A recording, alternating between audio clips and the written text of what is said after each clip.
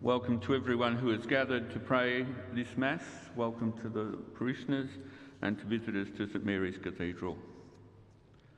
A special word of blessing for all fathers among us as we celebrate Father's Day weekend.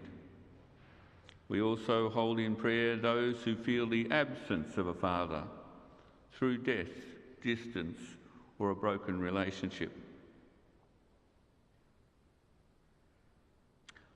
On Friday evening, a great crowd gathered at the MCG, more than 86,000 people, to watch Father Mike Delaney's Geelong play the Brisbane Lions.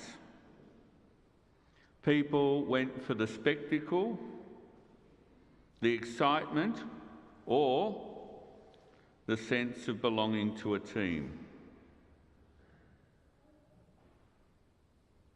Interestingly, this morning's Gospel also begins with a crowd.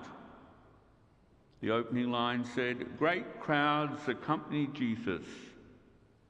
They followed him because he healed, he spoke with authority, and he challenged those who were hypocritical. He was popular, even cheered on, so long as he was pointing the finger at someone else. But then Jesus stopped. He turned around and he looked straight at the crowd. No longer the Pharisees, no longer the rich, no longer the scribes, but the ordinary people who were tagging along. And he asked, "What about you? Are you ready to follow me? Are you willing to carry a cross?" At that point, the noise dies down. There is silence. And there's silence today too. Many people sit on the edge of faith, not saying yes, but not saying no either. Sometimes that silence lasts for years. You see, Jesus wasn't interested in fans. Fans can be fickle, cheering one day, walking away the next. You know, the only opinion poll mentioned in the New Testament was when Pilate asked the crowd what to do with Jesus. And the very people who once welcomed him with hosannas shouted back, "Crucify him." That's why Jesus' words jar on us when he says, "If anyone comes to me without hating his father, mother, wife, children, brothers, sisters, yes, even his own life, he cannot be my disciple."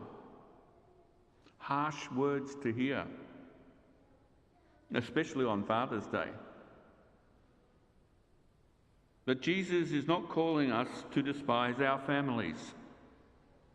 He's using strong language to stir us into action and to make us understand our relationship with him must be passionate, wholehearted, and beyond compromise. The fathers among us, you know this. You know that being a dad is not about being a fan of your children, cheering them on from the sidelines only when things are going well. Being a father means being there through the ups and downs, carrying the burdens, shouldering responsibilities, and sometimes carrying crosses for your family. And so it is with discipleship. Jesus doesn't want us to walk away when the scoreboard doesn't look good. He calls us to be committed, even when it costs us. Every one of us has a cross. Perhaps an illness, a strained relationship, a work burden, a family struggle, or a personal weakness with which we wrestle with. Each cross is unique, as individual as a fingerprint.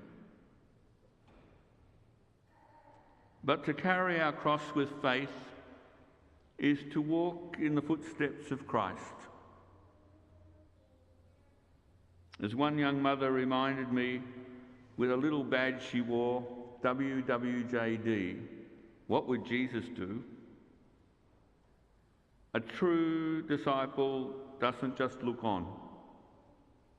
A disciple does as Jesus would do. So this morning, the gospel invites us to more than admiration.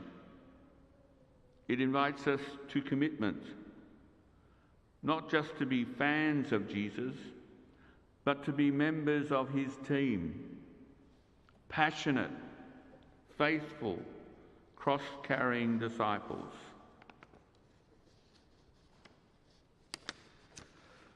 And today, we give thanks for our fathers, grandfathers and father figures, for their sacrifices, for the quiet ways they carry their crosses, for the times they've shown us what faithfulness and love look like. May they be strengthened by the example of Jesus Christ, who never abandoned his mission of love. And may we together learn to follow him with the same courage and commitment.